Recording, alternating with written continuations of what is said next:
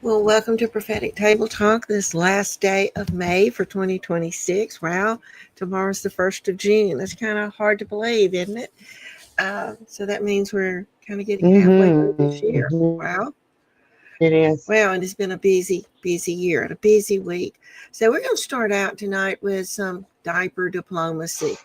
Okay, we've got some diaper things to look at that's going on maybe in our government. So Shane, can we get the first thing up we're going to look at tonight, please?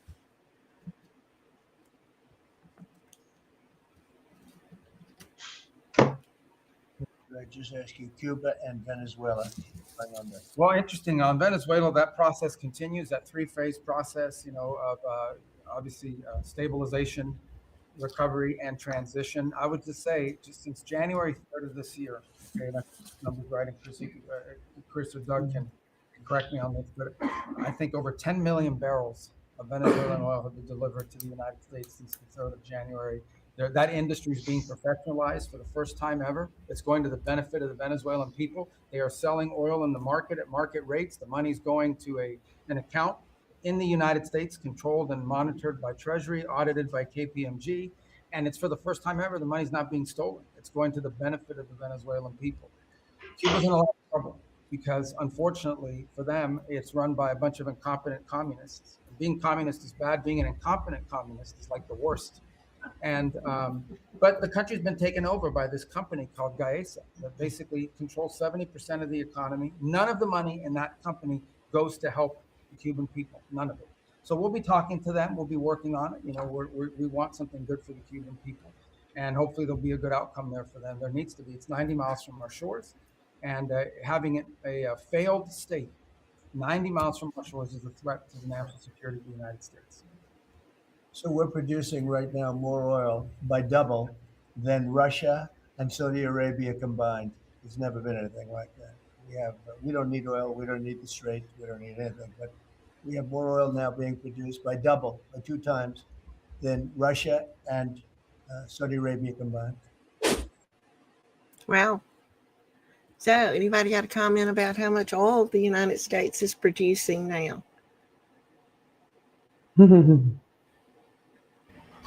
Well, this goes even more as a reason for dismantling OPEC for setting the prices of oil for what we have to pay. We're paying the price we're paying at the pump because OPEC depicts the price that Americans pay at the pump. So that's what this whole thing, like I said, has been about. We ramp up production, we dismantle OPEC, and we come in and we use West Texas crude as the median price across the board. And since we're the number one producer in the world at this point, we should be controlling the price for the rest of the world. And I think it needs to be fair. There are certain countries that, like Venezuela and other countries, that produce their own oil that need to refine their own oil as well so that they can price it accordingly for their people.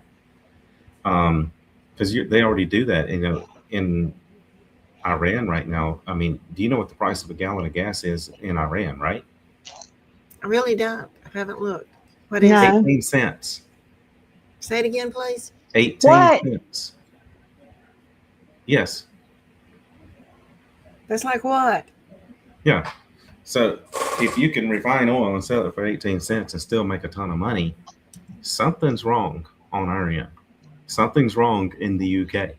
Something's wrong in all these other countries. I agree. Something's really wrong. Who's making all the money? So, wow. And it's all these governments making all the money. If you want to see money laundering, you think Big Pharma launders money, the governments launder money using oil. And Trump is taking their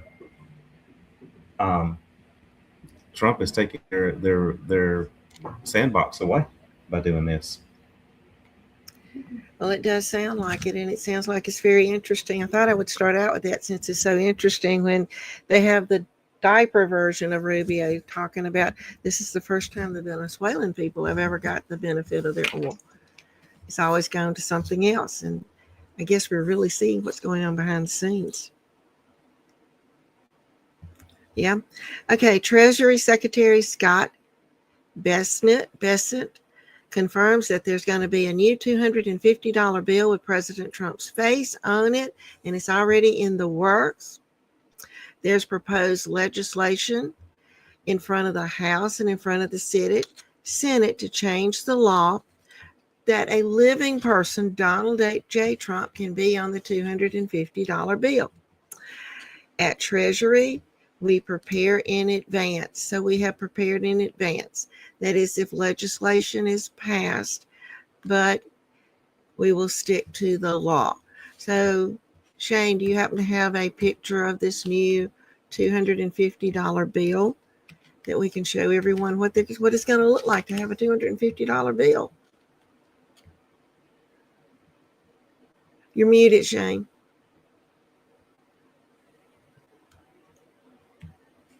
Okay, there it is. So there's the front, there's the back. There's an up close of it. That's a whole new concept to have a $250 bill. 250th anniversary. Interesting what it has on it. It has God, in God we trust, but I don't see some of the things that's on the other dollar bills. Anybody noticed anything particularly left off? The all-seeing eye. That's right. The all-seeing eye is not there that I'm finding. Mm-hmm. So there's going to be several things that's going to be different about this one than the others. Wow. So there's your look, folks. You can see what it's about. Okay. Wow. That's all I can say. So California Democrats put in the Nick Shirley Act so that they can actually put journalists in jail for investigating fraud.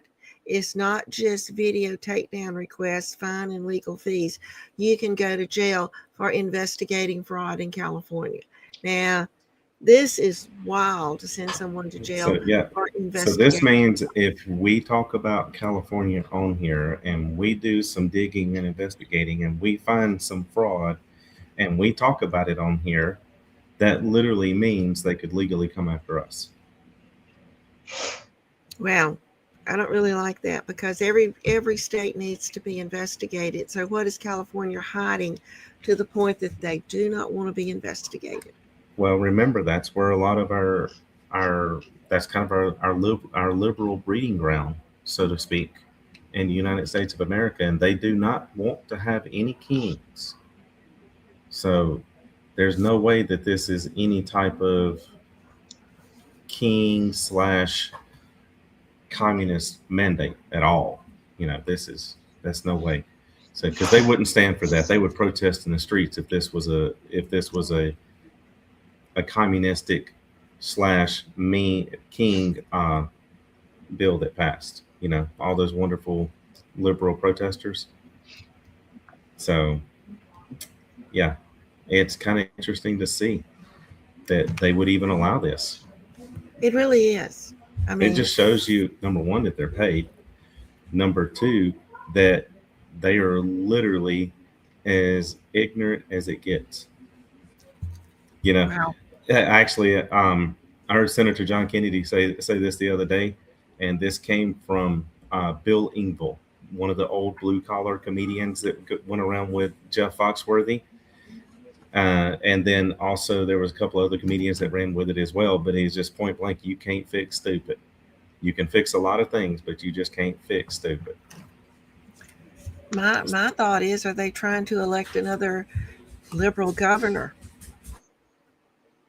Oh, absolutely. You know they are. I mean, the fact that they're coming against Spencer Pratt for the mayor of Los Angeles, come on. And the people that go out and interview some of these people walking down the street, if you watch them in Los Angeles, these people are walking down the street and they literally are saying the only reason that they're voting for her is not because they don't even know a policy that Mayor Bass has. They are literally voting for her because she's a black woman, period. Mm-hmm. Nothing more. And people voted for Kabbalah because she was a black woman, and I don't think her birth certificate says that. Well, just saying. Yeah, there's a lot of people that voted for Kamala that aren't even with us, and they haven't been with us for years. So I think more than half of America is actually understands what's going on. They're actually intelligent people. They can reason for themselves and they can figure it out.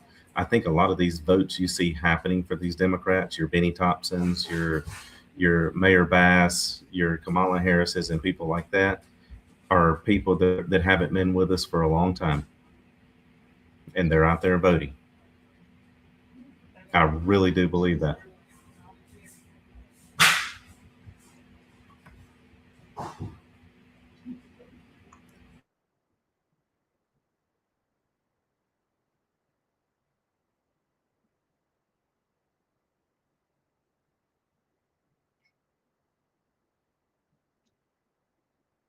But can you hear me, Sonia? Yeah, now I can. Good, good. I I think had a Ruthan's connection. frozen. I had a Oh, connection issue my on end. my end. I had a connection issue on my end at the same time. So um, I will actually go on with the next one then, because this is kind of interesting as well.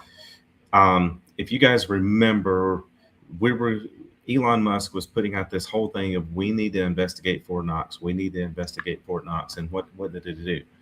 All the people in the background came against him, caused basically a rift between him and Trump. And then here we are now that Elon Musk left his position with the government. And then we also have on the back end that they shut down Doge. And so what's going on is all of this based on the audit of Fort Knox. Well, the FBI finds $40 million in gold bars. One of the wildest stories of the year just got even crazier.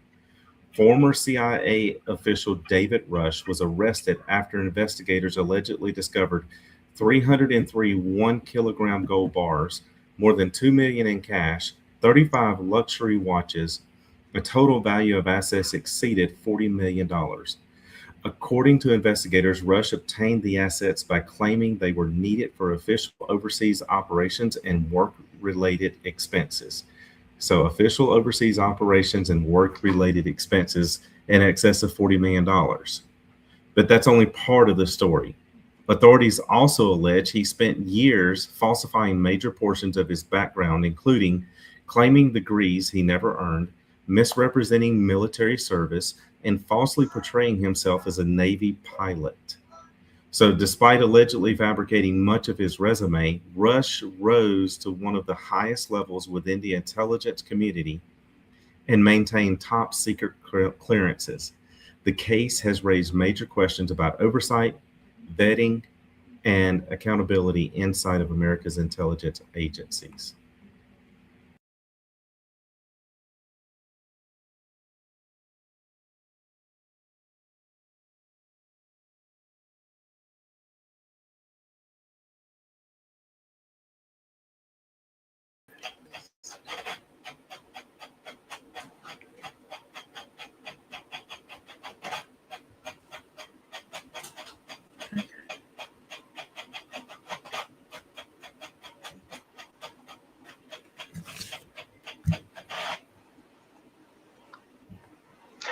We're having some issues, folks.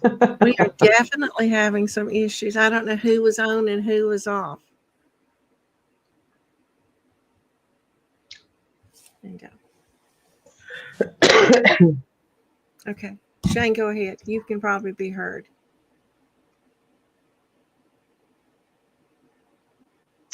I couldn't hear him a while ago. Okay. I think he started with, I know he was talking about Elon, is what he had started talking about. Okay. Can you hear me okay? Because we are definitely having some issues. We're having some issues. Y'all bear with us. Okay. Gotcha. Okay. Okay. So, well, So let's go with where we are. I'm gonna hope to jump in here and pick up and see if we can make this thing work. We just apologize, and here we are. So have we talked about the inspection coming at Fort Knox? I do not know because I could not hear him. Okay, we'll just start there. Okay. So basically, Trump posted, and I think Shane might could get that up for us, that there is going to be an inspection coming up of the gold bars at Fort Knox. He hopes to find all of them there. He said in the interview that he felt like they would be there, but this is going to be something to wait and see if they're there when they go to inspect. But also about gold bars. The FBI finds 40 million in gold bars. One of the wildest stories of the year. Just got crazier. Oh, there it is. There's Trump physically. He's put this on Truth Social. Time to physically audit Fort Knox. So he is going to Fort Knox. Former CIA official arrested after feds find $40 million worth of gold bars stashed at his house. Wow. Now, that's a lot of gold to have. Mm.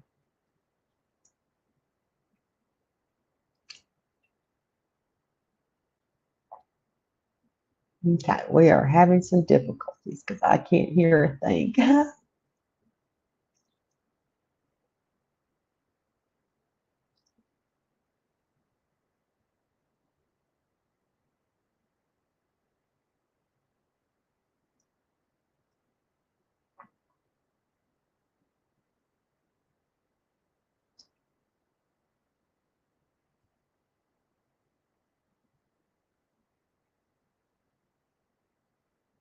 Hmm.